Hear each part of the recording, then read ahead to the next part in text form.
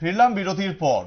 অম্বুবাচী পালন শুরু হয়ে গেল আগরতলার লক্ষ্মীনারায়ণ মন্দিরে এবং সেখানে কিন্তু সকাল থেকেই বহু ভক্ত সাধারণের ভিড় হয়েছে। সার্বিক মঙ্গলার্থে মায়েদের সিঁদুর দান করা শুরু। আপনাদের জানিয়ে রাখবো যে লক্ষ্মীনারায়ণ মন্দিরে সিঁদুর খেলা হয় অম্বুবাচী উপলক্ষে। আগরতলার লক্ষ্মীনারায়ণ মন্দিরে সকাল থেকেই ভক্ত সাধারণের ভিড়, সার্বিক মঙ্গলার্থে মায়েদের সিঁদুর দান।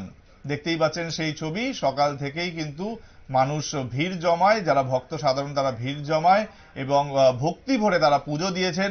সার্বিক মঙ্গলার্থে মায়েদের সিঁদুর দান হয়েছে এবং তার সঙ্গে আপনাদের জানিয়ে রাখবো যে সকাল থেকেই বহু মহিলা তারা কিন্তু ভিড় জমিয়েছিলেন এবং সেখানে সিঁদুর খেলাও হয়। আজকের দিনের মাহাত্ম্য এটাকে আমরা সবাই অম্বুবাচী বলি। হ্যাঁ, অম্বুবাচী অ্যাকচুয়ালি শব্দটা অম্বুবাচী, শব্দটা হচ্ছে অম্বুবাচী।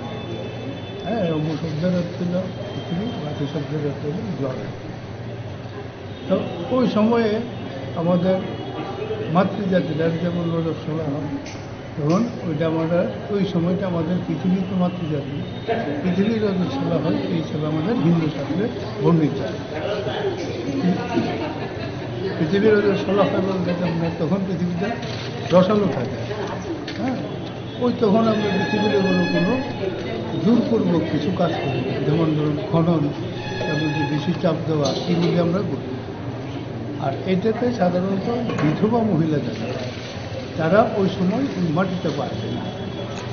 আগে দেখতাম যখন বিধবারা ছিল তখন তারা নৌকার মধ্যেই এই কয়েকদিন কাটাতো, 4-5 দিন যত বিলম্বী থাকতো নৌকার মধ্যে কাটাতো, অথবা তারা বিছানার মধ্যে উঠে যেত, নিচে নামত।